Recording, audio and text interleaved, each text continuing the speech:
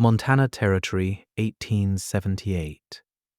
And the wind came down off the Absarokas in the last week of September, carrying the first hard cold of the year, the kind that turned a man's breath white by noon, and stripped the cottonwoods along Willow Creek bare in a single week of storms. Nora Fairweather was married at 4 o'clock on a Tuesday afternoon in the front room of her father's house, to a man she had spoken 11 words to in her life.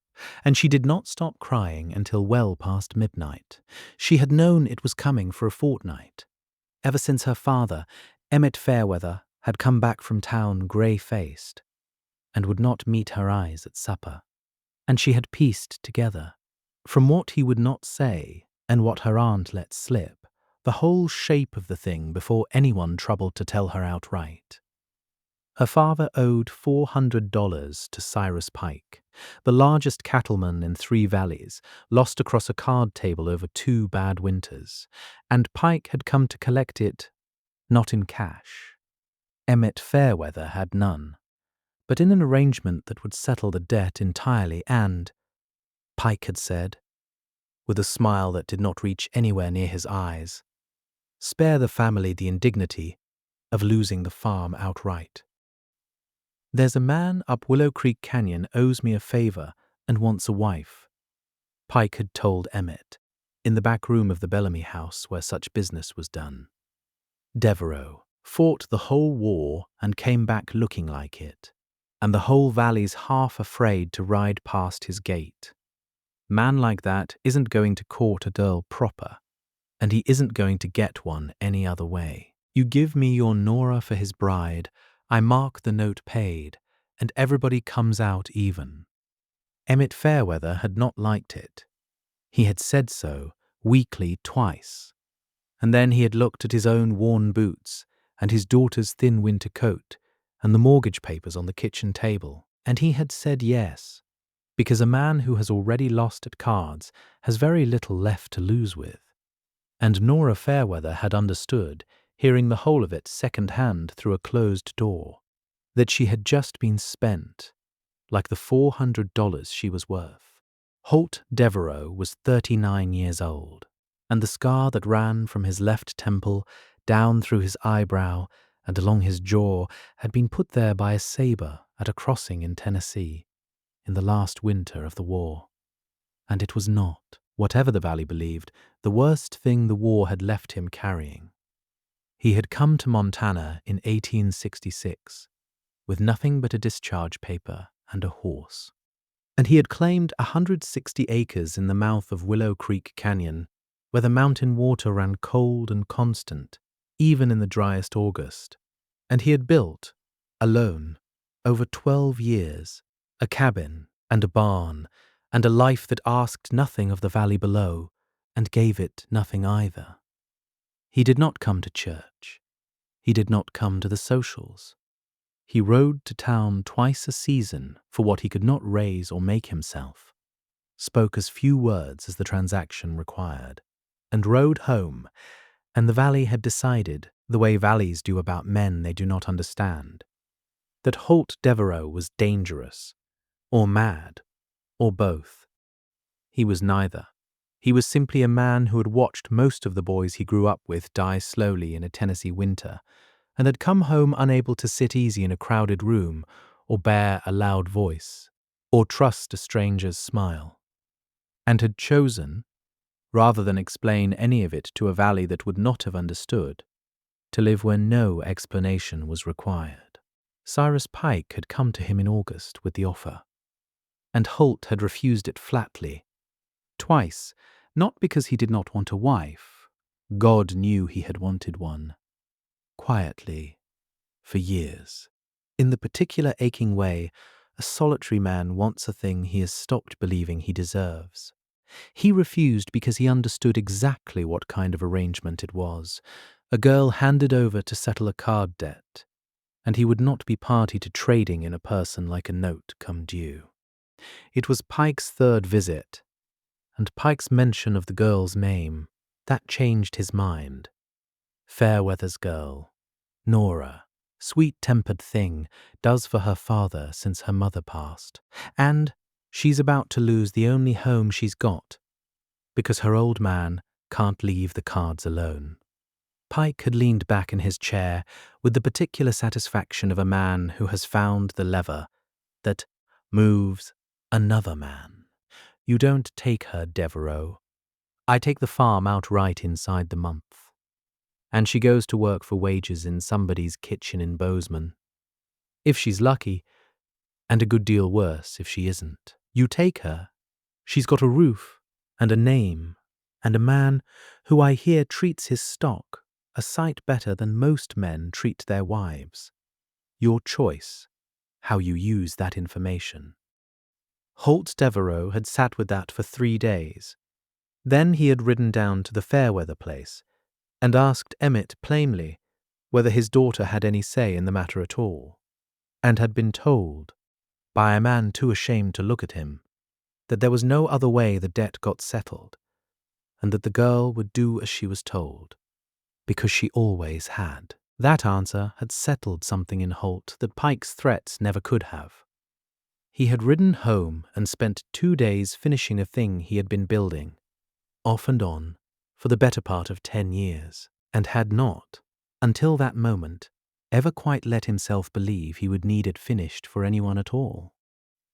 The wedding itself was brief and grim, conducted by the circuit preacher in the Fairweather front room with Cyrus Pike standing by the door with his thumbs in his vest, watching the whole business with the satisfaction of a man collecting on a debt rather than witnessing a marriage. Nora said her vows in a voice that did not shake, because she had decided, sometime in the 2 sleepless nights before, that she would not give Cyrus Pike the satisfaction of watching her weep in front of him. She looked at Holt Devereaux exactly once during the ceremony. A big man, silent, his scarred face unreadable, standing as far from her as the small room allowed.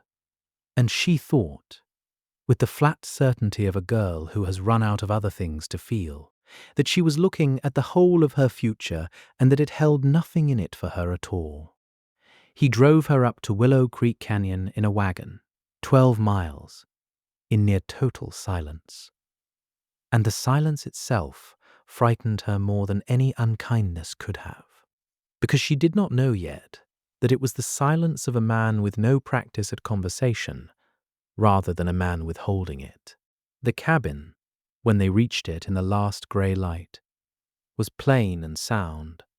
One good room with a stone hearth, a loft above, everything built with obvious care and equally obvious solitude, a bachelor's house that had never once expected company. "There's a room for you in the loft," Holt said, the first full sentence he had spoken to her since the vows. "I'll sleep down here by the fire. You'll want for nothing you ask for plain, and I'll ask nothing of you that you don't offer freely. And if that's not enough to make this bearable, I don't know what more I can promise a stranger on her wedding night." He left her to herself after that, going out to see to the stock in the last of the light, and Nora Fairweather climbed the ladder to the loft and sat on the narrow bed that had been made up with clean linens for a wife who had arrived that same afternoon, and cried until she had no more crying left in her, for her father's weakness, and her mother 4 years dead and unable to help her, and the whole flat grey shape of a life she had not chosen and could not now refuse, married to a silent, scarred stranger, 12 miles from anyone who had ever loved her. She woke before dawn to the sound of the door below, and lay still in the dark, listening to Holt Devereaux build up the fire and set a pot to boil with the careful quiet of a man trying not to wake a woman he assumed was still sleeping, and something in the plain courtesy of it, unasked, unremarked, was the first small crack in the flat grey wall she had built around herself the night before. She came down when the light was fully up, and found bread and coffee laid out, and Holt already gone to the barn, and she ate alone at the rough table in a cabin that was not her home, and did not yet feel as though it ever could be. And then, because the walls of that one room pressed close. After a night of grief, she went outside to walk.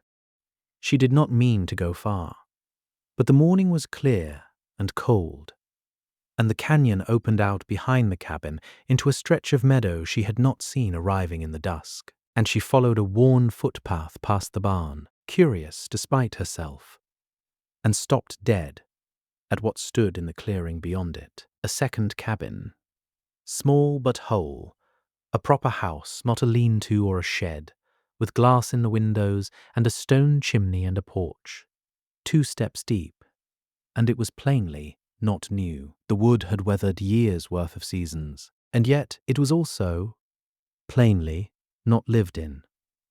Swept clean inside, she found, pushing open a door that was not locked, but empty of any sign of daily use. Waiting. Waiting was the word that came to her, standing in the doorway. The single room was fitted out with care that stopped her breath. A good bed frame, carved simply but by a patient hand, a dresser with a mirror. Curtains, actual curtains, sewn and hung, faded now from years behind unwashed glass, but unmistakably made for a window, made for someone to look out of. And in the corner, half finished, its rockers carved but not yet sanded smooth, a cradle. She stood in that small, clean waiting room for a long time before she heard his step behind her on the porch. "I started it my 2nd year here," Holt said from the doorway, not coming in, as though the room itself required a kind of permission he was not sure he still had. 68. I'd claimed the land and put up the first cabin, and I had a winter with nothing much to do once the stock was settled. And I found myself building a second room onto the barn, just framing at first. And then I thought, a man doesn't build a house for himself alone. A man builds one room for surviving. He builds a second room for hoping. He came a step closer, still not crossing the threshold. I didn't have anybody in mind. Not at first. I'd come back from the war unable to sit in a room with more than 2 people in it without my hands shaking. And I didn't figure any woman would have me, scarred up and silent as I'd got. And so I told myself I was just building a thing to keep my hands busy through the winters. Cut the logs myself, milled the glass panes special, freighted up from Bozeman 2 summers running because I broke the first set setting them. My mother taught me to sew before she died, of all the useless things a man from Tennessee learns, and I made those curtains myself. Badly. The winter of 71. Because I got it into my head that a house without curtains wasn't a house a person could feel safe in. Nora Fairweather stood very still, looking at the curtains. And then at him.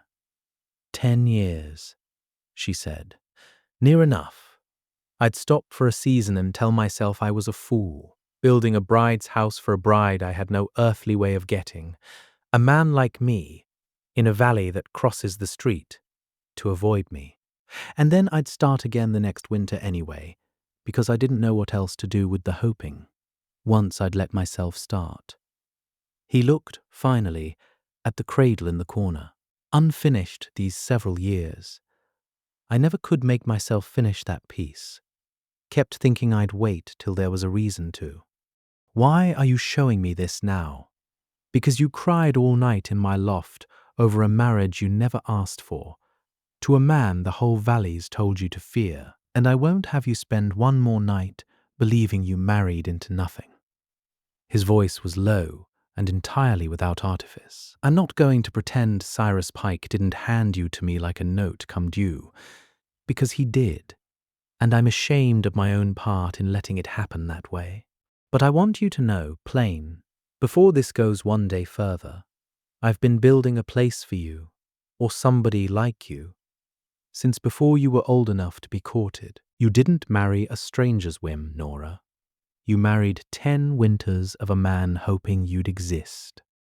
She did not cry again that morning, though something in her chest ached in an entirely different register than grief, standing in a house built for a woman who had not existed yet. by a man patient enough to keep building it anyway. Why didn't you live in it all this time? Didn't feel right sleeping in a bride's house with no bride in it. Felt like admitting to something I wasn't ready to say out loud, even to myself. He finally stepped over the threshold, running one scarred hand along the doorframe the way a man touches a thing he built and is still a little afraid of. "I'll finish the cradle if you'll let me. I'd like a reason to, now, before the trouble came down the canyon road, and it would. Before the first true snow. There were some weeks of ordinary quiet at Willow Creek that mattered a great deal more than anything that came after. If you have stayed with this story so far, stay a while longer. What follows is the part that changes everything for both of them. And if a tale of a hoping kept alive through 10 silent winters speaks to you, the bell beneath this story is how we keep meeting like this. Nora moved her few belongings into the second cabin within the week, not because Holt asked it, but because she found, standing again and again in that small waiting room, that she could not make herself sleep anywhere else once she had seen it. She learned him slowly, the way a person learns weather rather than a book. Not all at once, but in accumulating small observations, that he startled badly at sudden loud sounds, a dropped pail, a door slammed by wind, and that the startling shamed him more than it frightened her. Once she understood it for what it was, that he was gentler with the horses than any man she had known, patient past the point most men managed, and that he talked to the mare in the evenings in long, low sentences he would never have managed with a person, that he watched her when he thought she was occupied elsewhere, with an expression of such careful, disbelieving tenderness that she began, within a fortnight, to arrange small excuses to be within his sight, simply to catch it. And she learned that the 11 words she had spoken to him before her wedding day had been the whole of their acquaintance, and that everything since had been built, like the second cabin, one careful piece at a time by 2 people, neither of whom had much practice at hoping, and both of whom were discovering they were better at it than they believed. Cyrus Pike came to Willow Creek in the 3rd week of October, and he did not come to wish anyone well. He had expected, arranging the marriage, one of 2 outcomes: that Holt Devereux would prove as fearsome as his reputation, and the girl would come running back to her father inside a month, humiliated and desperate, leaving the Fairweather farm his outright to foreclose upon at his leisure. Or that Devereux, isolated and strange, would simply fail at marriage the way he had failed at every ordinary sociability the valley offered, and the arrangement would collapse into scandal that further isolated the one man standing between Pike and the water rights he wanted for his cattle. What he found instead, riding up the canyon uninvited, was a woman hanging curtains in a second cabin he had not known existed, humming, and a man sanding the rockers of a cradle on the porch with the careful attention of someone finishing a decade's work. And the sight of it soured Cyrus Pike considerably more than either failure would have. "Didn't figure you for a nest builder, Devereux," he said, not dismounting. "Whole valley thinks you can't sit still in a room with 2 people in it. And here's a whole second house I never once heard rumor of. There's a great many things this valley's decided about me on the strength of nothing at all, Pike. I've stopped correcting most of them." Holt did not stop his sanding. "You've come 12 miles to look at my carpentry. Or you've come to say something else. I'd rather you said it and rode on." "I've come about the water." Pike's smile had gone thin.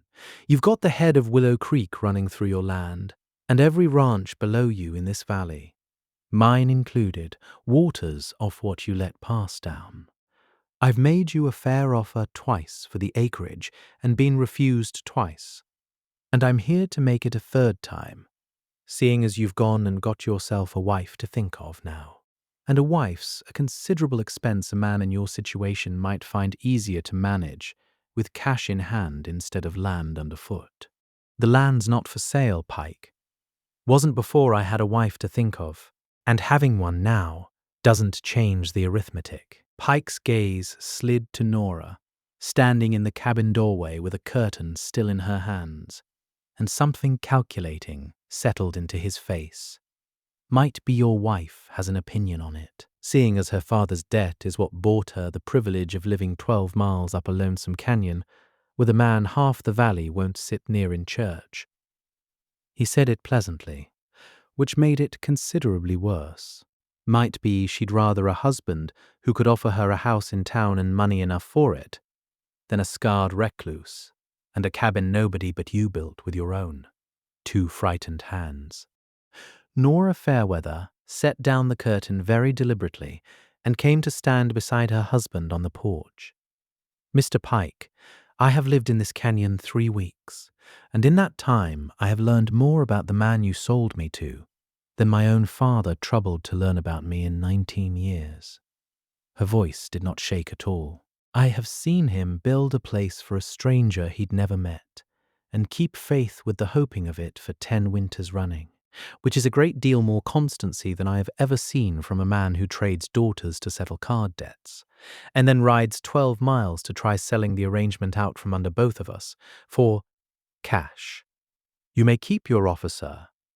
The land's not for sale, and neither, as it happens, is my opinion.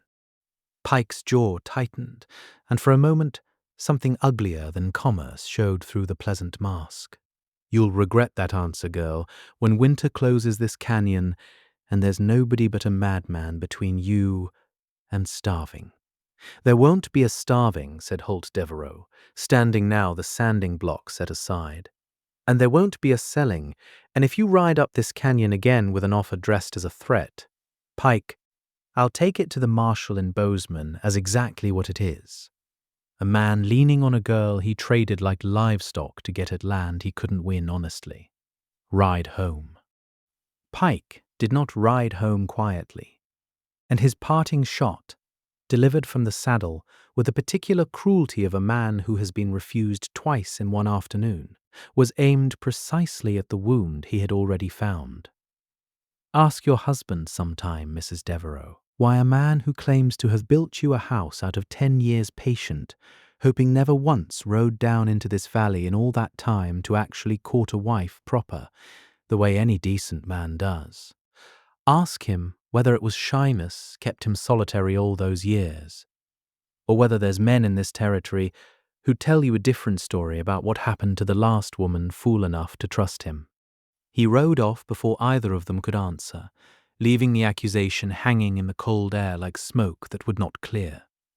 It found its way into Nora that night, the way such things do, working at her in the dark hours when Holt had gone back to the first cabin, as he always did, and she lay alone in the bed he had built for a stranger 10 years before he ever met her. She did not believe Pike. She told herself so plainly several times. But she had known her husband 3 weeks, and she had built her trust in him on the evidence of curtains and cradles and a startled man's shame at his own flinching.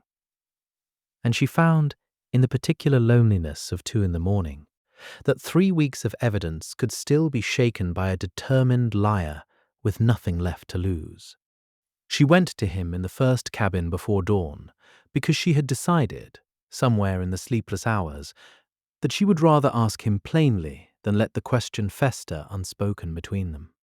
Pike said there was a woman before me, that something happened to her. She stood in his doorway, wrapped in a shawl against the cold, and did not soften the asking. I don't believe him. Holt. But I find I need to hear it isn't true from you. Not just assume it, because I promised myself I wouldn't spend this marriage the way I spent my girlhood, believing whatever the loudest voice in the room told me to believe. Holt Devereux sat up slowly, and in the low firelight she saw something move across his scarred face that was not guilt, but was close enough to grief that her chest tightened before he spoke. There was a woman, Emily Coates, back in Tennessee, before the war. We were promised to each other at 17, the way young people are, with no more sense than hope to build it on. His voice was quiet and entirely steady. I went to fight, and she waited 2 years, and then stopped waiting, married a man who hadn't gone. And I can't fault her for it. A girl waiting on a soldier who might come home in a box has got no obligation to wait forever. When I did come home, scarred up the way I am, I wrote to her once, just to say I bore her no ill will, and I never heard back. And that was the whole of it. There's no scandal in it, Nora. There's just an ordinary sad thing that happened to a great many soldiers, dressed up by a bitter man into something uglier because he needed a lie sharp enough to cut with. Why has the Valley never heard this? Because the Valley never asked me plain the way you just did. They asked around me and guessed, and decided the guessing was easier than the asking. And I let them, because it was easier to be feared than explained. He looked at her steadily. You're the first person in 12 years who came and asked me to my face instead of believing what somebody else told you to. I'd have told you the truth of it, whether it flattered me or not, because I find I can't do otherwise with you, and I don't entirely know when that started being true, only that it is. She believed him and told him so, and something in the telling settled a thing between them that had not been fully settled before. Not the marriage itself, which was already binding by law, but the choosing of it freely, which neither of them had been permitted the first time. But Pike was not finished, because a man who has been refused twice and exposed once does not simply ride home and accept it. And his final move came at the first heavy snow, aimed not at rumour this time, but at the water itself.